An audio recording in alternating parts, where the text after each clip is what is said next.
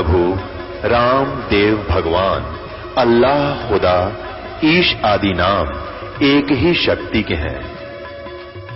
वो कैसा है, कहां है, कैसे मिलता है, किसने देखा है? ये प्रश्नवाचक चिन्ह पूर्ण रूप से हटाने के लिए अवश्य सुनिए जगत गुरु तत्वदर्शी संत रामपाल जी महाराज के अमृत वचन, सर्व पवित्र धर्मों के पवित्र शास्त्रों के आधार पर।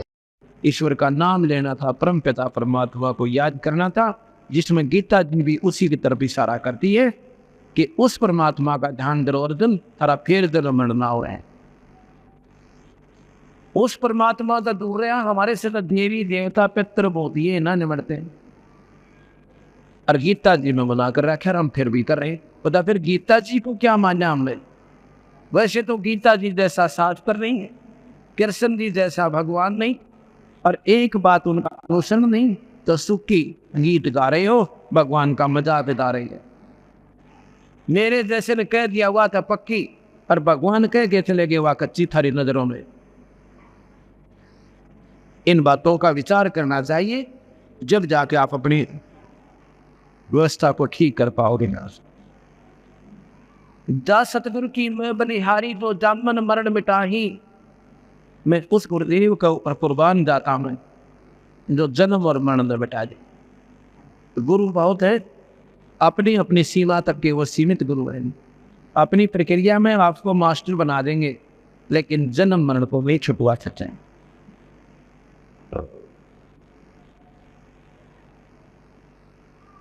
कुल परिवार तेरा सकल कबीला मसलत एक ठहराई। जब ये शरीर छूट जाता है, अपने आसपास के कुल परिवार के व्यक्ति इकट्ठे होंगे।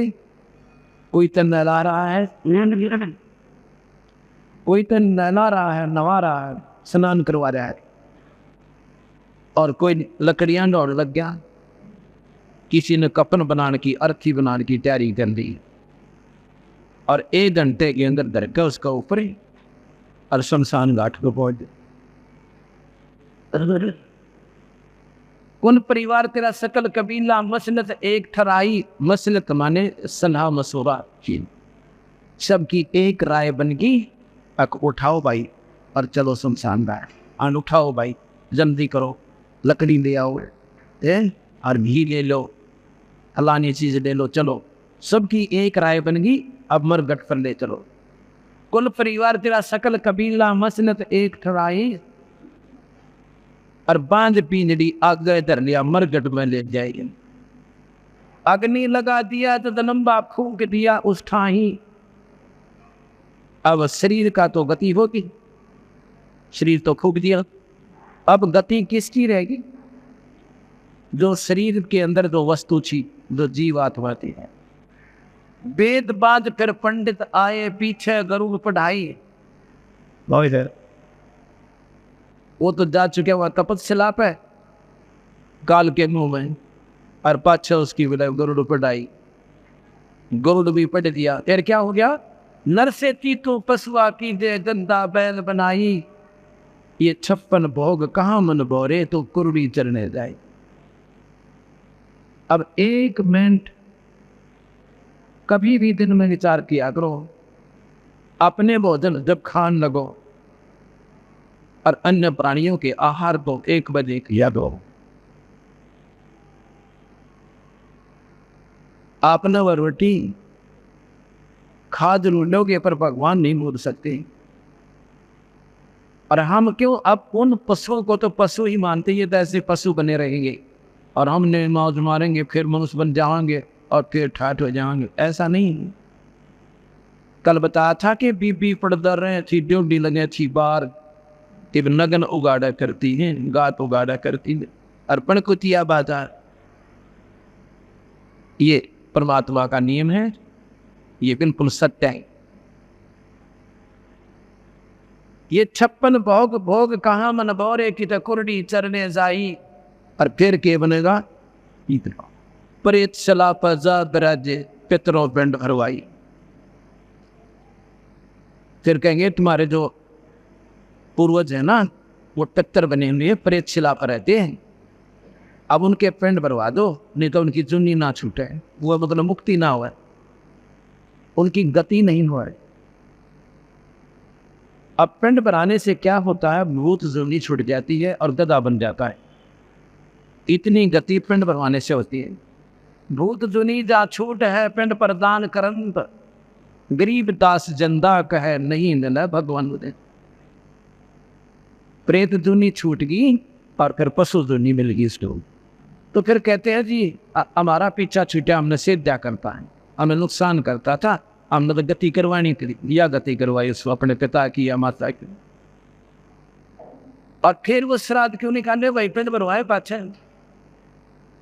बहुत श्राद्ध खान को आए और काग बे कलमाई, और फिर नो कहें श्राद्धा में जे कौआ भोजन खा जाएगा ना, ये तेरे पिताजी ने मिल गया। अरे बड़ी सी दुनिया, गुरु बिन कैसे सरिया। जब आवे आसज का महीना, बोला कौआ बाप बनैया। अरे बड़ी सी दुनिया, गुरु बिन कैसे सरिया। पूरे गुरु बिना क्यों कर बात बने। आसज के महीने में लोग फिर कौवे को बाप बनाने, अगे तुम्हारा पिताजी आ गया और ये देखो ना काग बन रहा है, भोजन खा गया। हम सारे गर्दन, हाँ जी बिल्कुल। और कौवे ने ईद छात पटान दो टूट टूट कर पड़ा, कौवे सबसे पहले आएंगे। आसोद में कहते कार्तिक मंडा नहीं वो तो नहीं खड़े पाओगे।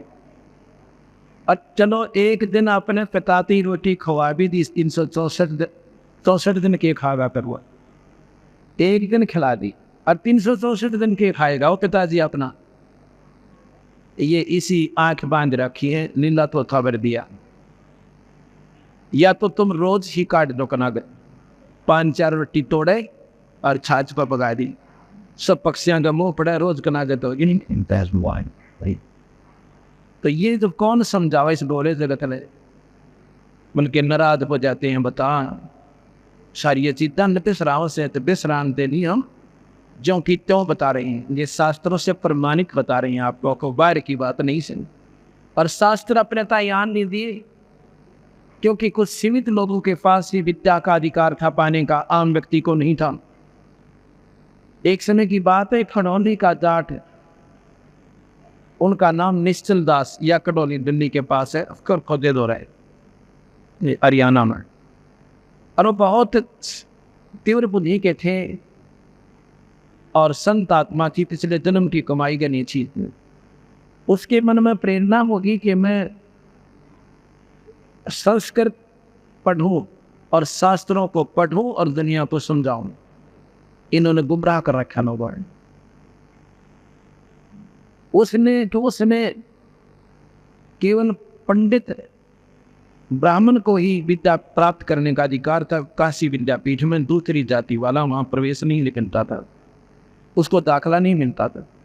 उसने झूठ बोल के और नकली पंडित बनकर ब्राह्मण बनकर और गांव में सरपंच की मेंबर की मोहर भरवा देगा आपको, और पंडित बन गया और दाखला ले लिया, एडमिशन मिल गया और इतना विद्वान, 1 नंबर पाओ यूनिवर्सिटी में।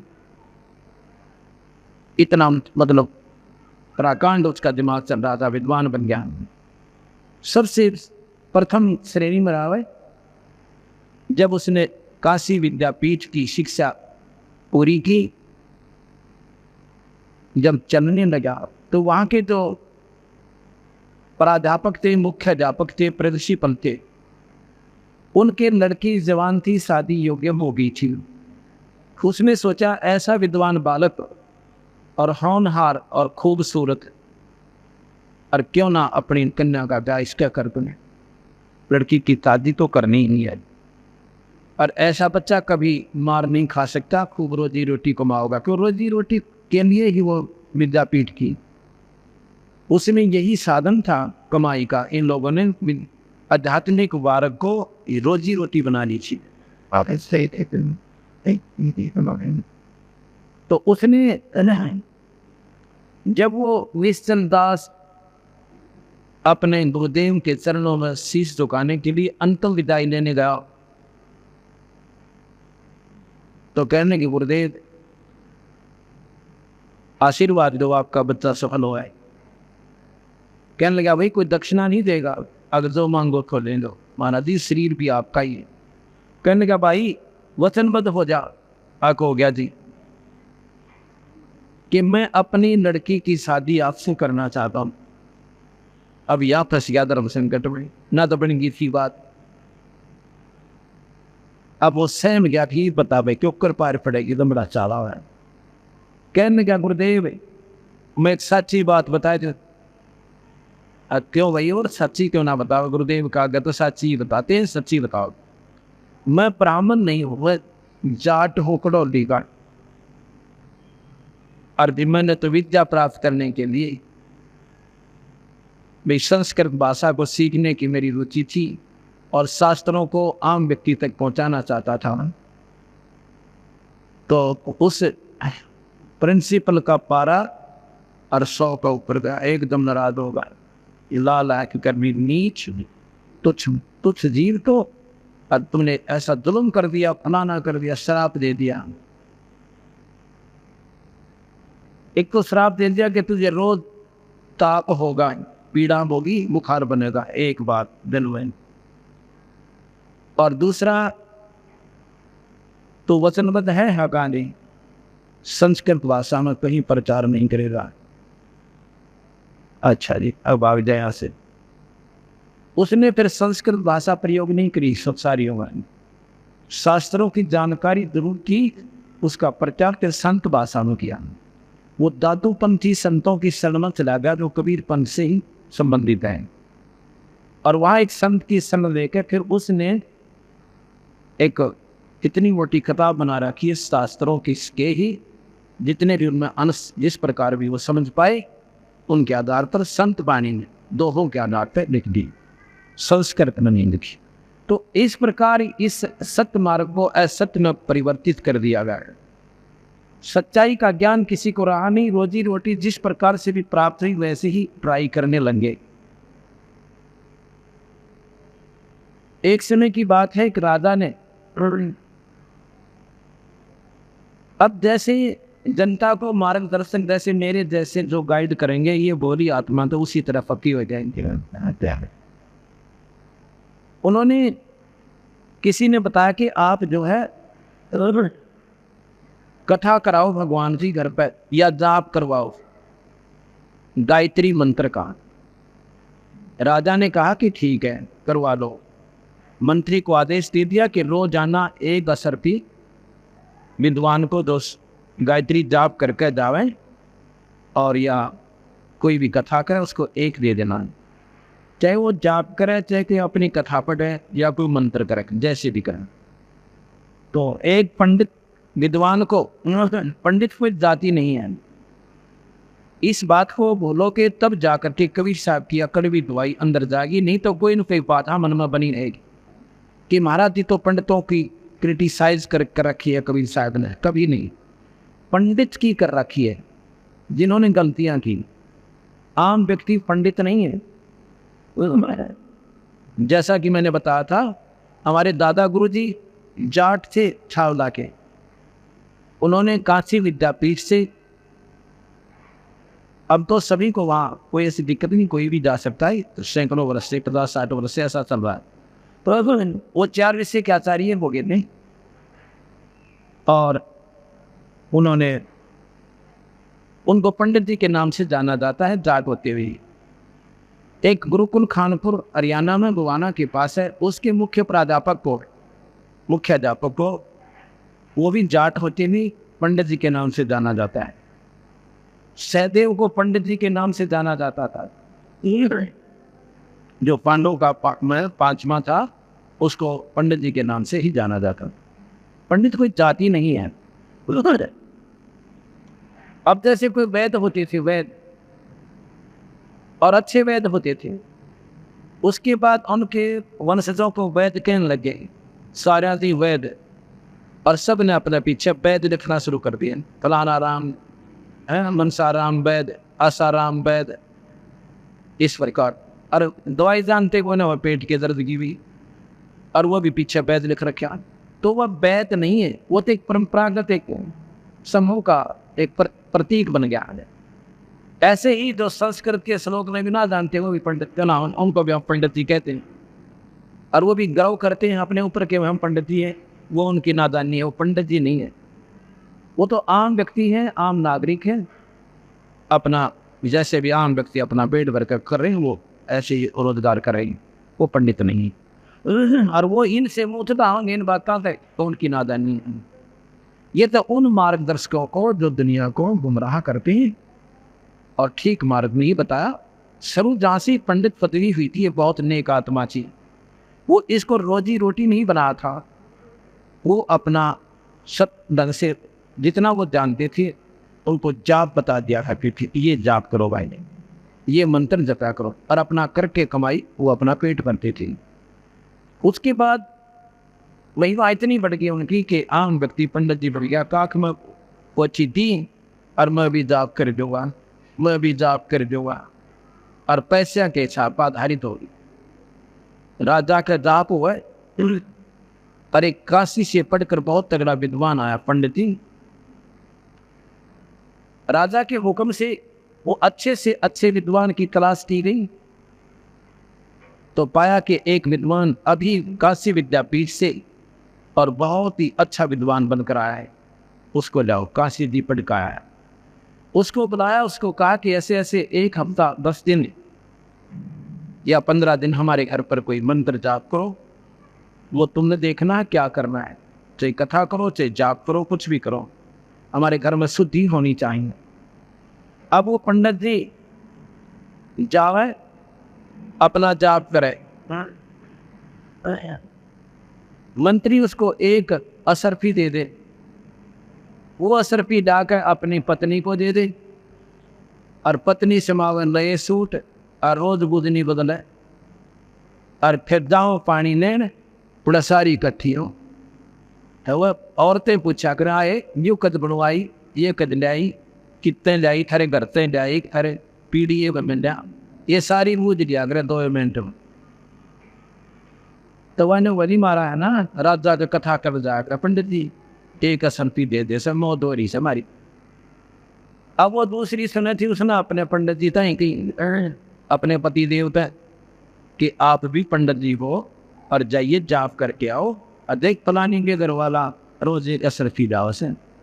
तो वो कहने लगा भगवान वो तो बहुत बड़ा विद्वान पुरुष है, और मैं देखे ना तो कोई जानता किसी इस चीज तो जानता नहीं, भाई ठीक है इन रोड़े बोड़ा न तो रोड़ा जाओ, वो राजा का काम न मरवाएगी तुम।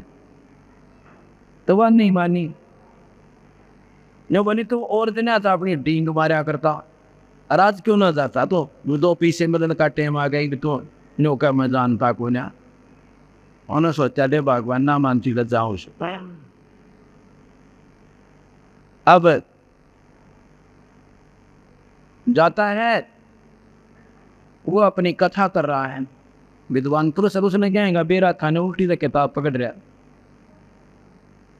और के करने मन जो यू कहवाए, जो यू कहवाए, जो यू कहवाए, जो यू कहवाए, जो ये बोल रहा वही, जो बोल रहा वही। अब चलो वक्त कौन जानते हैं, ऊपर बैठे रहे एक कमरे वहाँ पर पढ़ रहे हैं, कौन देखे, पर ये ऐसे ढंग से स्थिति आ गई थी कि जाप करनी है, जाप कर रहे हैं, कौन खेत में काम अपना दुकान पर बैठे है, पंडित जी को जाप करे, कमरे बंद करवा, और बंद भी नो करवा लिया कर दे, जैसे सोवा चाहे बैठा माड़ा थमानी चाहिए।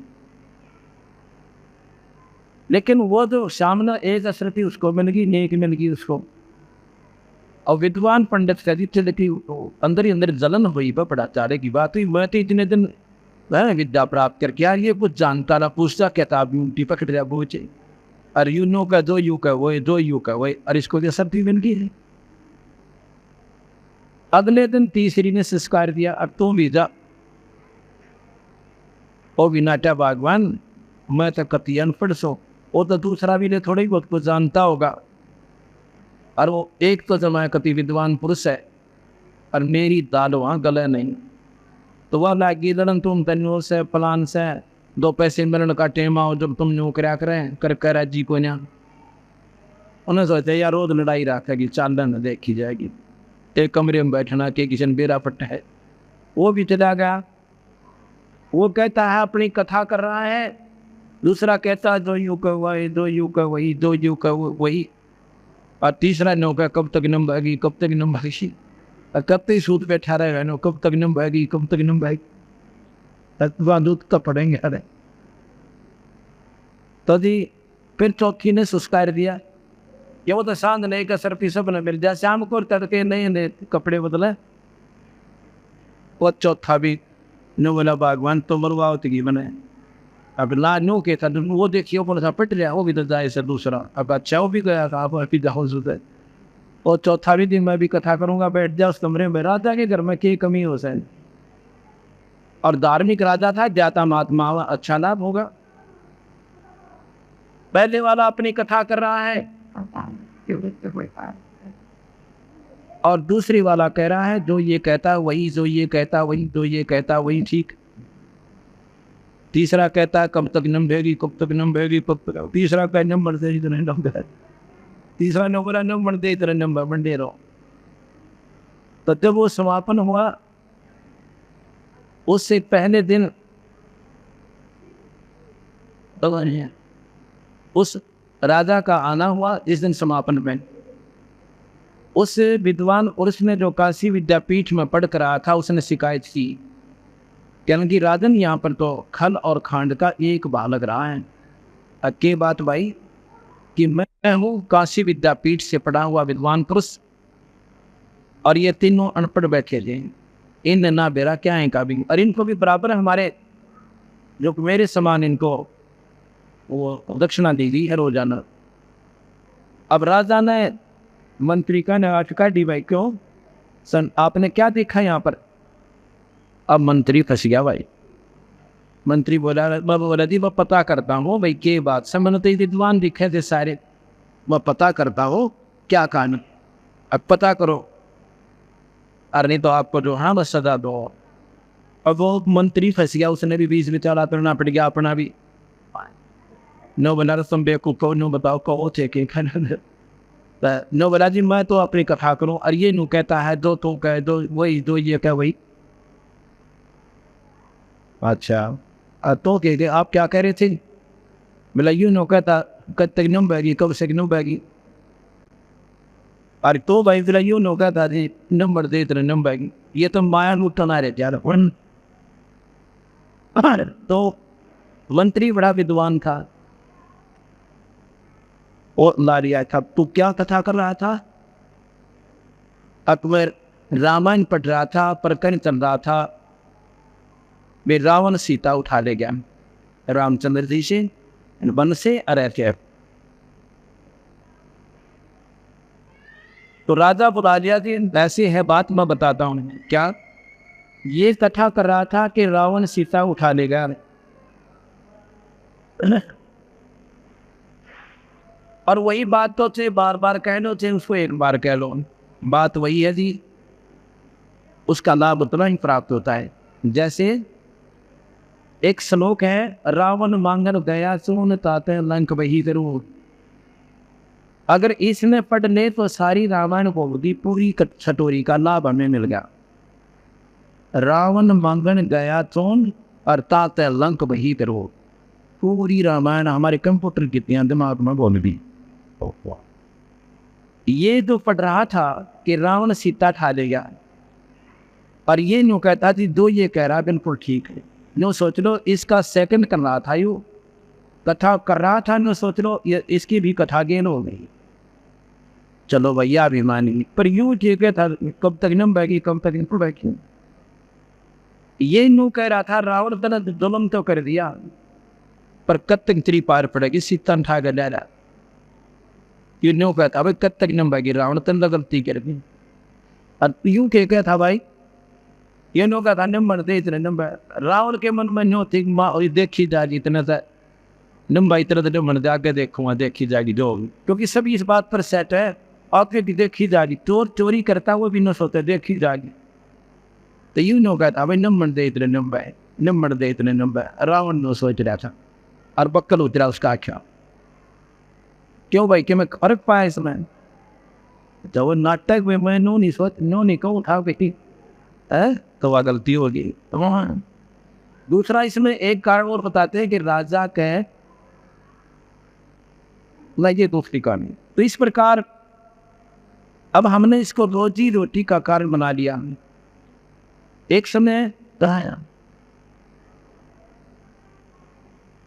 एक जब हमने नाम नहीं लिया था, ये बात फिर याद आए। एक गांव था छोटा सा, उसमें एक किसी की मौत हो गई। पंडित जी नहीं तो वहाँ ले गए, क्योंकि वो ज़्यादा जरूरी काम से जगह भी अंतिम संस्कार के समय काफ़ी समय लगना था। मैं और पंडित जी दूसरा एक और था, वो जा रहा था बाहर। एक और था उड़े न बोले वो भी चला दे काम सन, उसने बुला ले। वो फेरा बहुटी किताब पकड़ रहा और लक्ष्मी चंद की रागनी गाओ माए मान, अब वो फेरे करवा दिए छल छत्या। तो यहाँ तक सीमित हो गया। तो कहने का भाव ये है कि विदुता को बर्बाद कर दिया और सत्य मार्ग को खराब कर दिया। ये भोली आत्मा फिर जाओ कहाँ बेचारी, जिन्हें एबीसी का भी ना मेरा भक्ति के मार्ग का में। इस प्रकार भूत जुनी दा छूट है पिंड प्रदान करंत, और गरीब दास जिंदा कह नहीं न भगवान। जय सतपुर की संगत करते तेरे सकल कर्म कट जाई, अमरपुरी पर आसन होते जहां धूप लाछाई। यदि तुम पूर्ण संत की शरण में आ जाते, ना कनागत काटने, ना माता धोकनी, ना पिंड बरवाने है, और ना कि दफरेज सलाह पदाना, ना सौराशी नदारा, ये सारा दंडन मिल जाता है।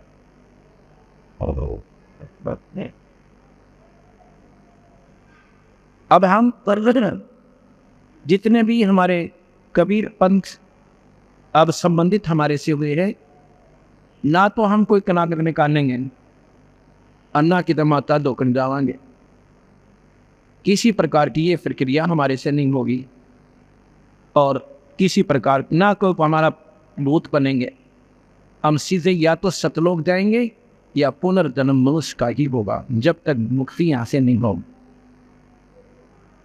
ये बिल्कुल सत्य बात है। अन्य किसी की भी साधना से, कई भाई कहते हैं कि हमने सुना है एक व्यक्ति के 8 जन्म लगातार मनुष्य के हुए। मनुष्य के जन्म 100 भी हो जा लगातार, कोई बड़ी बात नहीं, क्योंकि वो कर्मों के नंबरों के आधार पर निर्धारित कर दिए जाते हैं। अंत में भी जीव की बिरान माटी हो रही, कुत्ता और गधा बने से रहेंगे। पिछले कर्मों के आधार पर 1, 2, 3, 4 मनुष्य भी जीवन बन सकते हैं। किनको? जो केवल ब्रह्म तक की साधना करते हैं और जो सत्पुरुष की साधना नहीं करते, अंत में भी फिर वो पशु दुनिया में जाएंगे। इस काल का इतना लंबा जाल है, कैसे? एक राबिया नाम की लड़की थी, राबिया। उसको कबीर साहब मिले थे, भक्ति में बहुत ज़्यादा उसकी रुचि थी, और पिछले अपने शास्त्रों के आधार से उसके जन्म जन्मांतर की घनी कमाई इकट्ठी हो रही थी। जिन पुण्य आत्माओं की पिछली पुण्य कमाई ज़्यादा है, वही आज सत्संग में समय निकाल कर आ रही हैं, दूसरे नहीं आ सकते हैं। वो तो ना तक या तो ठेके पर जा रहे होंगे, और या फिर किधर लूटम मंडा मौत मात मचा रहे हो, ये 2 के 20 बना रहे हो इसका। और आपको भगवान ने समय दिया है, ये वैसे नहीं दिया। आपकी कसक भीतर की और कमाई आपकी अपनी इस स्थान पर आपको लेकर आई है, वैसे नहीं आ सकते आप यहाँ पर। आप सोच भी नहीं सकते इस साइड में जाने की, घर बैठ पर ना जाने के बात बनाकर मन आपको वहीं उलझा कर सेट कर देगा। उसके जन्म जन्मांतरों की बहुत ज्यादा कमाई थी। उस कमाई के आधार पर उस लड़की ने परमात्मा में रुचि बहुत ज्यादा होने के कारण अपनी यही धार्मिक प्रवृत्ति के आधार पर, अपनी धार्मिक परंपरा के आधार पर जो भी साधना का ज्ञान था उसमें आरूढ़ हो रही थी। उसको कबीर साहब ने सतपुरुष आकर्षण में उससे कहा कि बेटी ये साधना का क्या कर रही है कि स्वर्ग में जाओगी।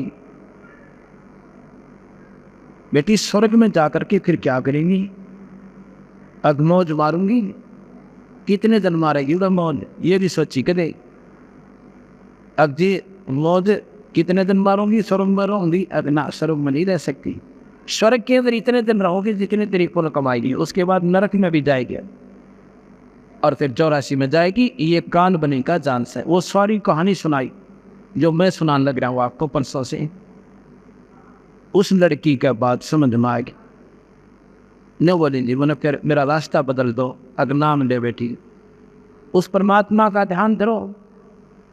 अब सतगुरु ने नाम दिया। संत जब नाम देते हैं अपनी भक्ति शक्ति का अंश प्रवेश करते हैं और उससे फिर वह भक्ति प्रफुल्लित होती है। वैसे नहीं आप राम नाम ले सकते, ना सत्संग सुन सकते। अब 2-4 वर्ष तो उस लड़की ने साधना की। उसके बाद समाज के इस उड़झेड़े में फिर उड़ गई। उसकी शादी होगी। शादी होने के बाद वो बोले हम तो माता तक खुआवेंगे, वो कहने लगे हम तो न्यू करवाएंगे, हमारा तब छठ की मानस है। वह बेचारी अपनी पूजा न छोड़ कर उन मोड़ वह 1 नहीं वह 20 उसने वह मार्ग त्याग दिया। उसके बाद उसका शरीर चुनाव हो जाता है हिंदू धर्म से।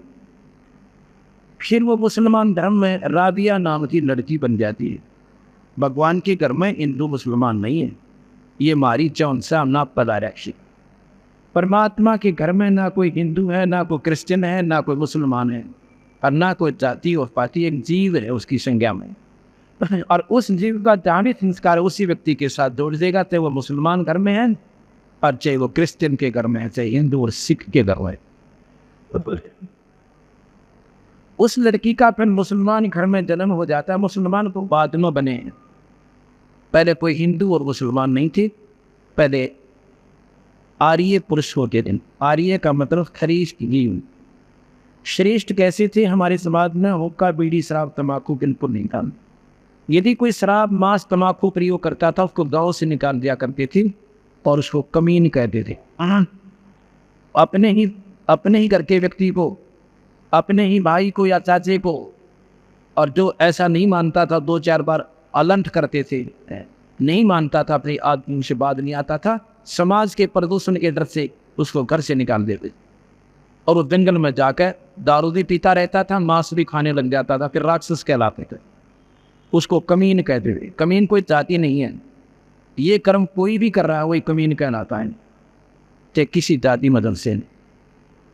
ऊंच नीच इस विध है लोई, ये कर्म को कर्म कहा लोई। अच्छे काम करने से किसी जाति से आप उसने कितना बंगी भी कहते हो, हमारे लिए वो प्यारी आत्मा जिसने अधिकार छोड़ दिए और परमात्मा के नाम को प्रारूढ़ हो गया, वो पुण्य आत्मा कुछ आत्मा है। ऊंच नीच इस विध है लोई, ये कर्म कुकर्म कहाँ है लोई। कुकर्म करने या नीच से शुक्र करने वाला उच्च प्राणी। अब वहां जब उसका जन्म हो जाता है, अब वो पिछली भक्ति जो सतगुरु की दी हुई जो कमाई थी वह खत्म नहीं होती, वह प्रेरणा देती रहती है। आज उसके बाद में कमाई आगे ना बने वो दूसरी बात है। अब इस उदाहरण से आप हिसाब लगाना, ये उदाहरण वैसे नहीं होते, ये आत्मा को झंझोड़ कर धर देते हैं अगर जो विचार करेगा गहराई से। अगर कोई इष्टवादिता या मजहब में फंसा रहेगा तो उसकी अपनी मौज है, लेकिन संत इस बुराइयों से दूर करते हैं। कोई ये मजहब और जाति अगर खत्म हो जा तो आज ही लड़ाई मच जाती है। लेकिन काल ने बेरा था कि कलयुग में कबीर साहब के हंस आएंगे और जीवन निकाल के ले जाएंगे। अब हिंदू और मुसलमान 2 बना दिए, ऐसा बना दिया कि वो इनकी नहीं सुन सकते, ये उनकी नहीं सुन सकते, एक भी बात नहीं सुनने को तैयार नहीं सकेगी। और मरने और वो उनको बुरा बताते हैं, हिंदू मुसलमानों को बुरा बताते हैं और मुसलमान हिंदुओं को बुरा बताते हैं। और भाई बुरे सभी है, सभी धर्म मजहब में सभी बुरे भी हैं उनमें और बहुत अच्छे भी। बुरे भी प्राणी हैं, अच्छे भी प्राणी हैं, क्योंकि अच्छाई और बुराई कर्म के आधार पर होती है, एक मजहब के आधार पर नहीं होती। अगर हिंदू ही सारे अच्छे हैं फिर यहाँ पर ना तो पुलिस की आवश्यकता थी और ना इन कोर्ट और कचहरियाँ की। भाई के भाई नंदन व्यवस्था ना होता है और बान बेटियां की इज्जत एक मिनट नहीं सुरक्षित नहीं है, चाहे देश से हिंदू की फीत ला रही। और मुसलमान अगर अच्छे हैं तो वहाँ भी कोर्ट नहीं चाहिए थी, ना कोई पुलिस फौज चाहिए थी। क्या आवश्यकता थी उनकी, अगर सारे मुसलमान ही गए बढ़िया, सारे हिंदू माड़े हैं। अच्छे और बुरे व्यक्ति हो सकते हैं, मजहब नहीं होता, वो कर्म से होते हैं। अगर वो कर्म त्याग देते हैं वो पुण्य हो जाते हैं, वो उच्च हो जाते हैं। उन कर्मों को छुटवाने के लिए संत चेष्टा करते हैं, सदने सुने पर सत्संग करके, सतमार्ग का दर्शन करके। और जो इन पर विचार कर लेगा वो प्राणी पार हो जाएगा, इस संसार के पचेड़े तो हट जा रहा। उस लड़की बचपन से इसने वह पिछली कमाई फिर दौड़ कर गई। अपनी माँ से कहने लगी, माँ मैं शादी नहीं कराऊंगी। उसने उसके पिताजी से बताया कि लड़की दृढ़ता से कह रही है मैं शादी नहीं कराऊंगी। अब माता पिता को चिंता का विषय बन गया, जवान बेटी, और इस समाज में हम कैसे अपने घर पर रख सकते हैं? हम तो 10 साल 5 साल के मेहमान हैं, उसके बाद बेटी का क्या होगा? बहुत विचार लगा के समाज को देखते हुए दोनों माता पिता उस छोरी के पास बुलाकर उसको अपने पास, और फूट फूट से रोने लग जाते। रोने कहते हैं, बेटी हम शादी के बिना आपकी शादी अवश्य करेंगे, ये हमारी मजबूरी समझ ले, और नहीं तो हम दोनों आत्महत्या करेंगे अगर तू शादी नहीं करवाओ। अब लड़की ने सोचा भी ठीक है, भी ये नहीं मान रहे हैं कि वो समाज को ज़्यादा देख रहे हैं। उसने हाँ मरनी ठीक है मैं शादी करवा लेती हूँ, लेकिन मन में संकल्प कर लिया कि मैं अपने आने वाले उस पति से बात करूँगी। अब परमात्मा कोई ना कोई कारण ही बना देता है जिसकी सच्ची लगन में रहते हैं। शादी होगी, शादी के तुरंत बाद एक बहुत अच्छे ऑफिसर से, बहुत बड़े अधिकारी से, बहुत पैसे वाले से उस लड़की की शादी, क्योंकि उसके संस्कार प्रबल थे। संस्कारों के आधार पर ही हर प्राणी का संपर्क अच्छे पति पत्नी के रूप में अच्छी व्यवस्था में जाता है। शादी के बाद उसने अपने पति से कहा कि मैं आपसे 2 बात करना चाहती हूँ। वो कहने की थी, करो, क्या बताओ, क्या बताना चाहते हो? अपनी सारी कहानी बता देती है। कहने लगी मैं बच्चे उत्पन्न नहीं करूंगी। तो वो कहने लगा फिर शादी क्यों करवाई? ये मेरे माता पिता की मजबूरी थी और मेरा दर्द फैसला है, मैं भक्ति करके आप आत्म कल्याण करना चाहती थी। मेरे माँ बाप ने मेरी कतई नहीं सुनी। उन्होंने कहा कि हम आत्महत्या कर लेंगे, तू शादी नहीं करवाओगी। फिर तो मैंने उस दोस्त से बचने के लिए मैं वहाँ से आ गया। अब मैं आपसे प्रार्थना करती हूँ कि मैं बच्चे पैदा नहीं करूँगी, मैं भक्ति करना चाहती हूँ। यदि आप स्वीकार हैं आपको तो ठीक है, और नहीं तो मैं सुसाइड करूँगी। मैं जी नहीं सकती, मैं अपना जीवन खो दूँगी, मैं मर जाऊँगी।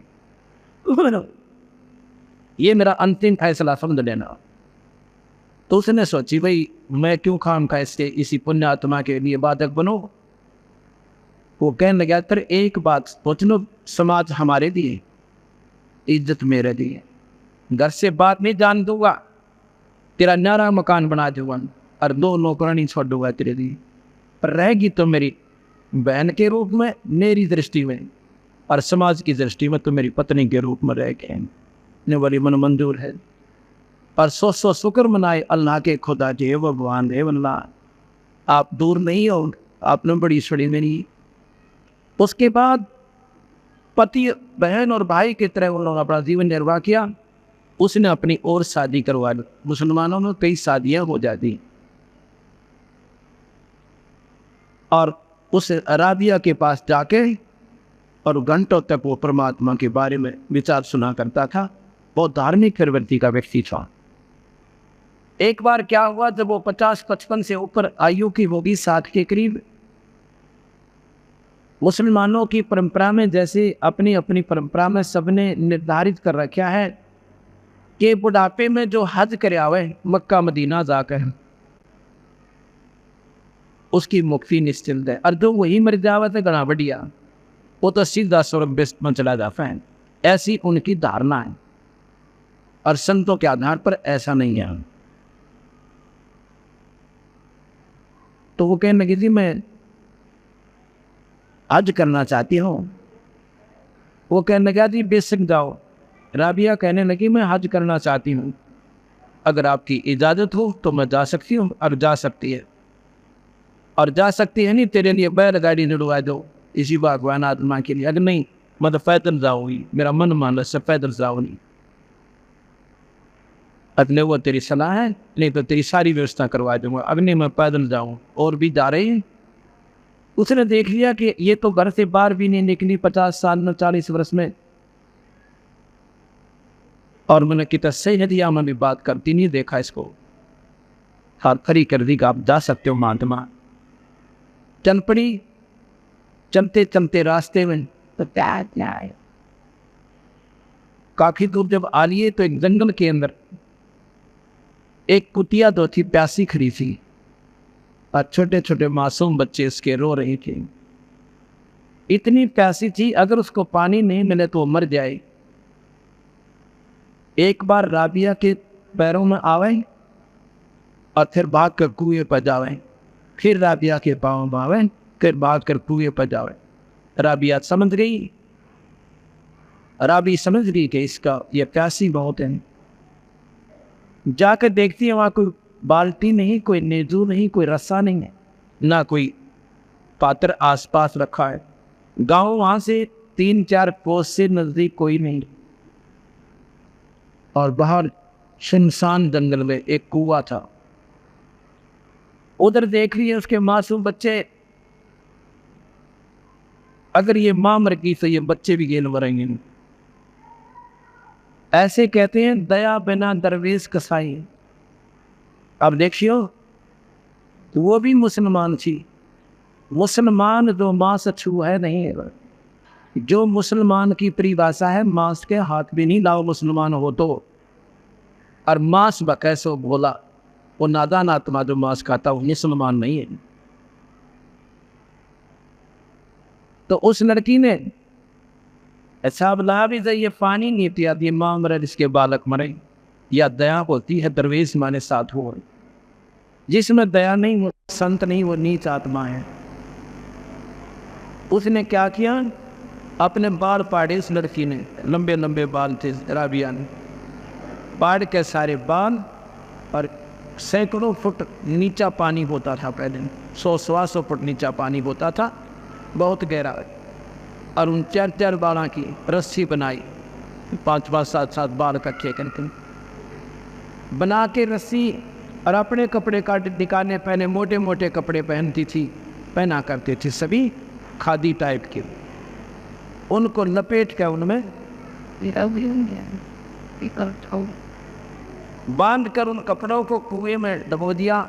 पानी में जब भीग गए तो बाहर जाके, और एक मटके का फूटा हुआ, गड्ढे का फूटा हुआ बर्तन पड़ा था, और उसको ठोक दिया। 2-3 बार निकाले और निचोड़ दिए, और कुतिया ऐसे ढंग से पीवे जनो कई दिन की प्यासी मर रही हो।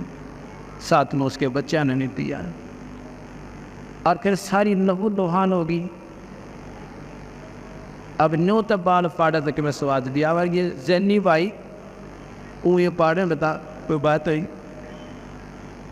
खाम का शरीर को पीड़ा देना कोई तुक बनता है। परमार्थ की खातिर तो आदमी सर देव और ऐसा धर देव तो बात भी बने।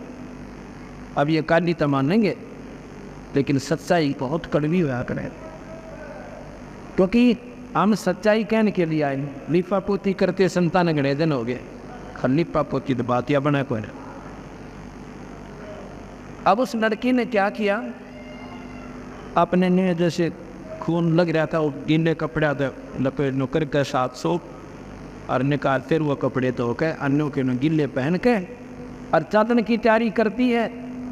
इतने में वो मक्का उठ कर वो नौका नो मंदिर, और वो देवन कुएं की बिल्कुल कोठी के साथ में आकर रुक जाता है। और वह लड़की देख कर पक्के को भूल जाती है, तू कहाँ है, कौन है। एकदम उसमें जाके मत्था टेकती है। उसी समय वो उठकर मक्का नौका न हवाई जहाज की तरह यथास्थान पर आ जाता है, और मक्की पर वो राबिया उसके अंदर सवार है। अब विचार करना इन बातों पर, हम कहाँ ले जाना चाहते इस कहानी को, कहाँ बताई बंदी छोड़ गरीबदास ने इसकी कथा को, और कैसे इसका श्रेय दिया है। उसके बाद वो लड़की सारे समाज में वाह वाह का पात्र बन गई कि राबिया जैसी महात्मा महापुरुष कोई आज आत्मा नहीं है। उसके बाद उसका मनुष्य शरीर समाप्त हुआ। ये काल के जाल है भाई। मनुष्य शरीर समाप्त हुआ। अगला जन्म जो है उसका एक बंसुरी नाम लड़की का फिर हो जाता है, और वो बंसुरी नाम की धार्मिक गायिका बहुत सुंदर शब्द सुनाया करती, बड़ी धार्मिक शब्द गाने वाली, और सारे समाज में एक नंबर प्रसिद्ध हो गई। और अंत में उसने मक्के जाकर अपना शीश काट कर दर दिया मक्के के मन, उसी आत्मा ने दूसरे नंबर पर। अब विचार करो, जिसने मक्के के भगवान अल्लाह के चरणों में अपना सिर दे दिया, क्योंकि कहते हैं ना मक्का में जो वहाँ शरीर छोड़ दे उसकी मुक्ति निश्चित है, वहाँ मर जाता घना बढ़िया। और उसने इस उद्देश्य से अपना सिर ही काट दिया और मक्के चढ़ा दिया। फिर क्या बनी? अगले जन्म में फिर वो लड़की बनी और वैसा बन गई। अब देख इस काल के खेल को, काल बंदी छोड़ के ऊपर सुलझावे।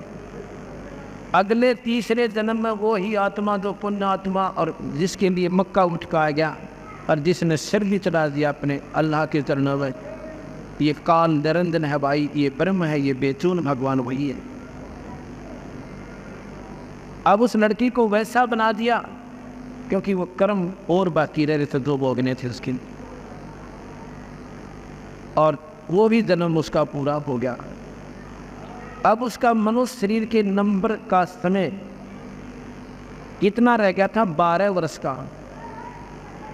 फिर वो 84 में जाकर कुतिया और गधी कुतिया नंबर, फिर 84 में जाना था उसने। अब काल एक समय में इतनी कमाई करवा दे से किसी संत के माध्यम पर, और फिर उसका छींट नहीं लादर जनता पर समाज के आधार पर रखता है, और उसमें छोटी मोटी कमाई पर पिछली कसक और उसके पुण्य साथ होते हैं, उसको मौज सी मिली रहती हैं। कार भी हो जाती हैं, कोठी भी हो जाती हैं, लड़के भी ठीक हो जाते हैं, पोते भी हो जाते हैं। फिर मैं सोचा मौज मातरी से तो मैं माता दो को ना इन तय हो रहा से है तो गुड़गा मारी दावा ना बाल चढ़ावा, इससे लाभ हो रहा। इन तो होता ना टट्टू का लाभ कि तो पिछली कमाई आपकी फल रही है, जब तक ये फल रही है इतना आप मौजमा हो, और जिस दिन नंबर आओगा ना बुल्डे कर्मा का, ये माता और मसानी खड़ी खड़ी देखें कुणबा कहानी तक हो जाएगी, इनकी कोई डाल नहीं अड़ेगी, क्योंकि ये साधना समाधान नहीं है, ये बचाव का कारण नहीं है। अब सुनना इस कहानी को कैसे होता है। वही लड़की दिल्ली के अंदर सिकंदर लोधी बादशाह के धार्मिक गुरु शेख तकी उसके घर पर जन्म लेती है। 12 वर्ष की आयु होकर वो लड़की प्राण त्याग जाती है। उसके बाद उसका 84 में नंबर आना था और उसको कब्र में दबा दिया। अब क्या होता है, कबीर साहब हिंदू और मुसलमानों को दोनों की गलत साधना को बिसराहा करते थे और सच साधना को समझाया करते। कबीर साहब कहा करते थे, एक मुल्ला मस्जिद में एक पुकारे बोकान, और इनमें कौन सरे को जागा हमने लगा धोखा। कैसे हलाल करते हैं बकरे को? आधी गर्दन काट दें, उसके पाँव बांध दें, आदि ऐसे तलवार से अग्नों के कलमा पढ़ते रहेंगे। एक कलमा है जैसे गायत्री मंत्र है, ऐसा मुसलमानों ने एक अपना चारों कतेबों में से ऐसा मंत्र बना रखा है, उसको कलमा कहते हैं। कलमा माने मंत्र, और उसको आधी आधी गर्दन काट देते हैं और तब तक उस पर कलमा पड़ता रहता है काजी। और मुल्ला मारा कर रुके उसमें मस्जिद में पटड़ कर ईतन स्पीकर हो गए, वरना नो ऊपरले से बजा करता तो ऊपर गुमद के ऊपर होता था, और नो ऊपर तो मुँह का ऊपर है, और कि मैं तो गुमद में तो रुके आवाज़ ज़्यादा था। और यूँ कहा करता, हे अल्लाह, हे खुदा, अल्लाह अकबर, ये रूह बकरे की आ रही है, इसको बेच तुम्हें सतान देना, अल्लाह अकबर। कबीर साहब कहा, तेरे बाप का नौकर है, तेरे कर्ण तो स्वर्ग में भेज देगा, इतना दुनिया को गुमराह कर रहे हो। जैसा स्वर्ग बकरियाँ खातिर खानी छोड़ रखा तुमने, आए है अपना नंबर लाओ न तुम जाना, अपना गला कटवाओ, मारो छुरी दे दे अपने बाल कहाँ कर अपने स्वर्ग तप करें कि रूह खाते रहे। और जिस स्वर्ग को पाने के लिए शेख फरीद ने और 12 वर्ष कुएं में लटकना पड़ा, वो भी मुसलमान था। और मंसूर ने अपने अंग अंग कटवा दिए उस स्वर्ग को पाने के लिए। और सम दूसरे की गर्दन काट के स्वर्ग में जाना चाहते हो, कबीर साहब कहा करते थे। वो तो बकरा तो अपनी जान न रो रहा है, बीमार रहा पड़ा पड़ा पीड़ा में, और काजी उस पर कलमा पड़े और वो सिफारिश करने लग रहा, मुल्ला ऊपर चढ़ कर, इसकी आत्मा को स्वर्ग में भेजना भगवान अल्लाह खुदा। कबीर साहब कहते हैं एक मुल्ला मस्जिद में कुक, एक पुकारे बोका, देखो वो पड़ा पड़ा रो रहा बेचारा, वो अपने कर्मा ने रो रहा चिल्ला रहा है और वो भगवान के सिफारिश कर रहा है। इनमें कौन शरीक हो जाएगा? हमने लग गया धोखा, ना तो मुल्ला जा सके और बकरे न तो जगह कहा। फिर कहते हैं जय या रूत भिष्ट पठाई, भिष्ट माने स्वर्ग भेज दी, तेरी पक्की बात मान लेंगे तो कर तदबीर कबीला भाई। न बोले जब जान देंगे तो अपने बच्चा पर पट देश कलम ने और काटा दी कर देंगे। अगर ये बात तेरी सत्य है और तो 100% श्योरिटी है आपको, तो जब हम मान देंगे हम भी अपने सारे बालकों में दर्द दें छुरी जानते। तो ये गुमराह करने वाले उन्होंने ये धर्म ठेकेदार कहलाते हैं, मुल्ला और पंडित। पंडित कोई जाति नहीं, मेरे जैसे ठग।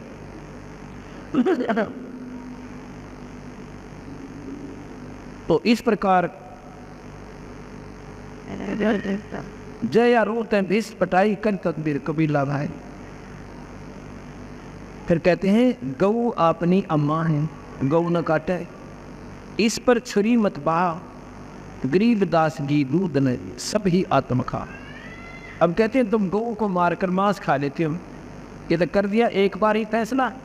और ये गऊ आपने मनमाना 8 साल तक दूध दे अमृत के साथ, और सभी को, मुसलमान को नाटती नहीं गऊ, दूध देता, हिंदुआ ने को गला नहीं देती। इसका दूध पियो, घी खाओ, लस्सी बनाओ, अपने बच्चा ने खिलाओ, और मांस खा के वो फारिग कर दी, पाप के बागी और बन गई। कहते रुधिर छोड़ भोजन छोड़ रुधिर क्यों खाई, पर दया बना दरवेश कसाई। भोजन छोड़ रुधिर क्यों खाई, रुधिर माने लहू, और इतना मोहन भोजन, घी खाओ, मक्खन खाओ, दही बना लो भाई, हलवा बना लो, पूरी बना लो, कचौड़ी बना लो, सेब संतरे खा लो। भोजन छोड़ रुधिर क्यों खाई, और दया बिना दरवेश कसाई। जो गल काटते वो महात्मा नहीं हो सकता है, वो तो नीच आत्मा हो सकती है, चाहे वो हिंदू है या मुसलमान है। गरीबदास जी महाराज कहते हैं एक समय की बात है, आज से 350 वर्ष पूर्व एक कुंभ का मेला हरिद्वार में हर पैड़िया में होया था। ये पर भी बताया करें अपने हिसाब से सेट करके, हरिद्वार में लगेगा, दोनों दोनों टेलीफोन आया करेगा भगवान का, और इनको बुलाओ को फलाने उसमें लगा पुष्कर में, और फिर नहाने के लिए जाते हैं उस पर भी वाले दिन। उस समय निर्धारित होता है इस समय लगेगी पर भी। उस समय क्या होता है कि सभी महापुरुष कुंभ का मेला हर पैड़ी पर उसकी पर भी लगती है, लगभग 350 वर्ष पूर्व। सभी महात्मा जन, सभी समुदायों के, कोई नाथपंथी, कोई नागपंथी, नागा महात्मा, वैष्णव, साधु, गिरी और पुरी, ये जितने भी संप्रदाय हैं सभी के महापुरुष वहाँ पर स्नानार्थ, और आम व्यक्ति भी स्नान के लिए चला जाता है। जब वो परभी का समय आता है तो वहाँ पर नागा महात्माओं में और वैष्णव महात्माओं में आपस में मन मुटाव बन जाता है। किस बात पर? नागा कहते हैं हम श्रेष्ठ हैं सबसे, हम प्रथम स्नान करेंगे इस परभी पे, और बाद में ये सारी खनकत ना होगी शरण फरड़े। वैष्णव साधु कहने लगे तुमने कौन, आपको कौन बता दे आप शुद्ध हो, नहाना तुम जानते ना, खाना का तुमने बेरा ना, पशु की तरह नंगे अंडो। हम नहाएंगे पहले, हम वैष्णव परंपरा से हैं, हम, हमारा आहार शुद्ध है, हमारे विचार शुद्ध हैं, हम पहले नहाएंगे। वो कहने लगे हम नहाएंगे, वो क्या हम नहाएंगे, बता नहान पे लठ बजा लिया, तलवार निकाल लाए, कटारी निकाल ले, दो जिसके बाल नहीं खा गए। 25,000 व्यक्ति वो महात्मा जिनको हम महात्मा कहते थे, और एक स्नान के ऊपर और पशुओं की तरह लड़कर मर जाते हैं। अब कबीर साहब कहते हैं गरीबदास जी तुम तो बेशक महात्मा को, हम तो महात्मा 7 जन्म भी ना करें। क्यों नहीं कहे? हर पैड़ी हर हेत नहीं जाना, कहते हैं काटे शीस नहीं जल करुणा, तीर तुपक तलवार कटारी जमकर जोड़ बधावे हैं। तलवार काट ले, तीर ले ले, और हर पैड़ी हर हेत नहीं जाना, वहां जाकर चलावे हैं। तीर तुपक तलवार कटारी जमकर जोर बढ़ावे हैं। हर पैड़ी हर हेत नहीं जाना, और वहां जाकर चलावे हैं। काटे शीस नहीं जल करुणा, और वह जग में साधक आवे हैं।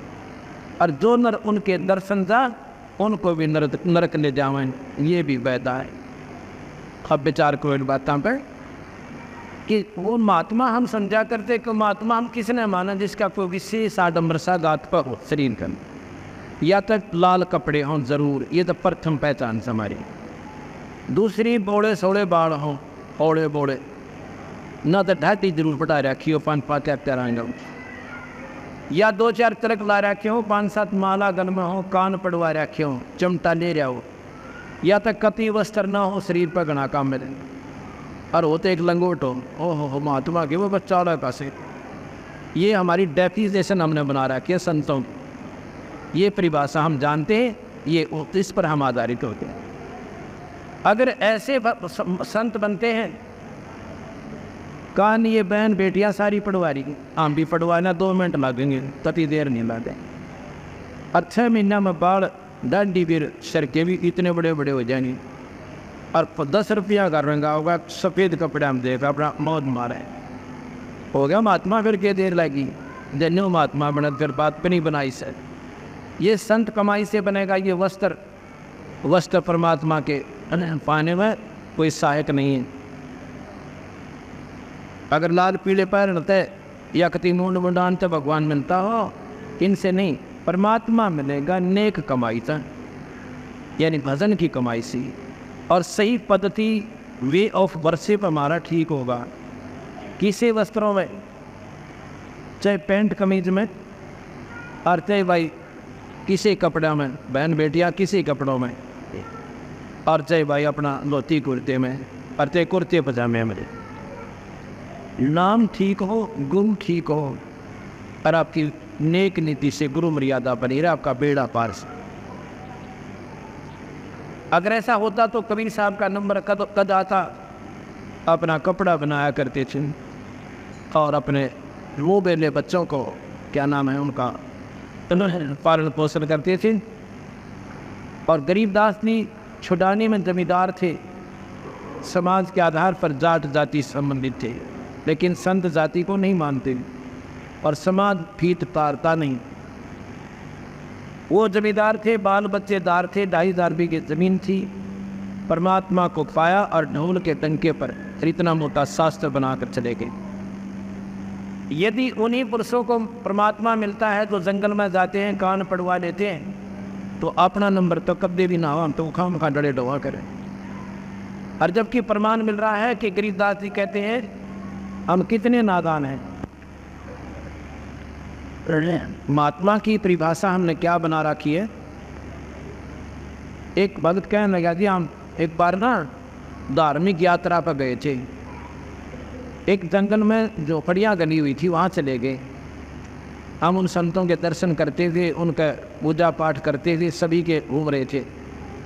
एक महात्मा आया जंगल में है, और उसने एक केले का लंगोट बांध रखा पत्ते का, बस शरीर पर कोई कपड़ा नहीं।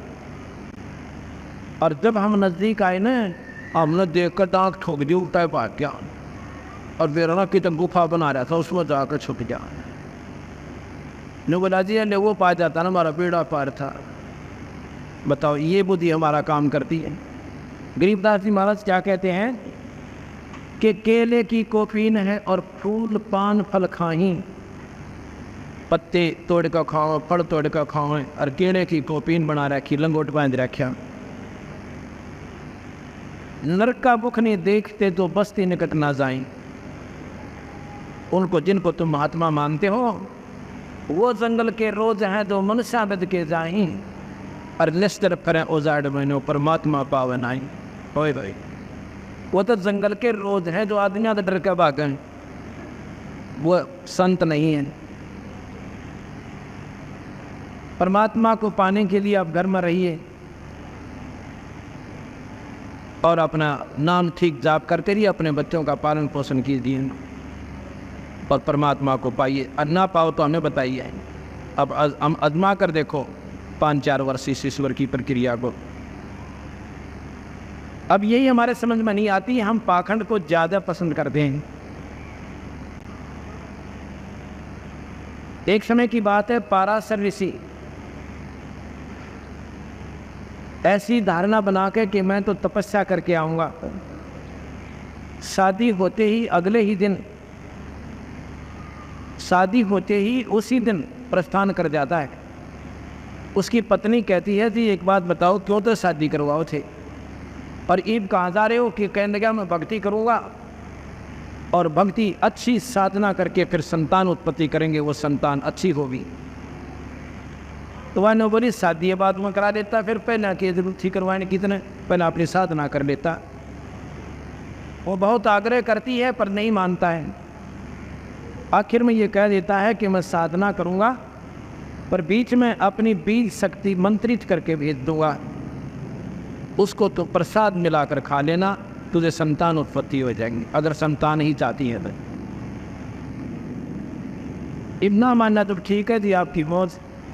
चला जाता है।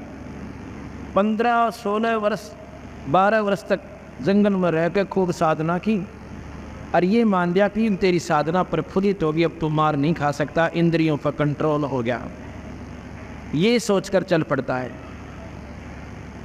उससे पहले वो अपनी बीज शक्ति अपने एक केमिकल में लपेट कर, एक कपड़े का केमिकल लगा के, केमिकल उस समय भी थे, जड़ी बूटियाँ से बनाते थे, और एक कौवे पहले संदेश वाहक होते थे, उस कौवे को दे दिया कि ऐसे ऐसे चिट्ठी लिख दी, पूरी प्रक्रिया उसने थी, वहाँ पहुँचा दे। कौवा लेकर आ रहा है, गंगा के ऊपर से जा रहा है, इतने में एक बाद उसको मांस का टुकड़ा समझ के और छीन लेता, छीनने की चेष्टा करता है, और वो कौवे के मुंह से नीचे गिर जाता है गंगा में, और गंगा में एक मछली थी, उसने वो खा लिया।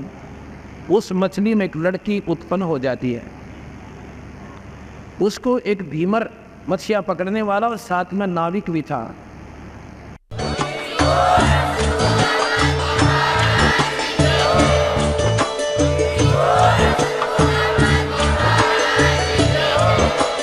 आप सुन रहे थे जगत गुरु तत्वदर्शी संत रामपाल जी महाराज जी के मंगल प्रवचन। अधिक जानकारी के लिए विजिट कीजिए हमारी वेबसाइट www.jagatgururampalji.org। संत रामपाल जी महाराज जी के शुभ आशीर्वाद से पूरे विश्व भर में 500 से भी ज्यादा नाम दीक्षा केंद्र हैं, जिन पर संत रामपाल जी महाराज जी द्वारा ऑनलाइन निशुल्क नाम दीक्षा दी जा रही है। अपने नजदीकी नाम दीक्षा केंद्र का पता करने के लिए संपर्क करें 8222880541।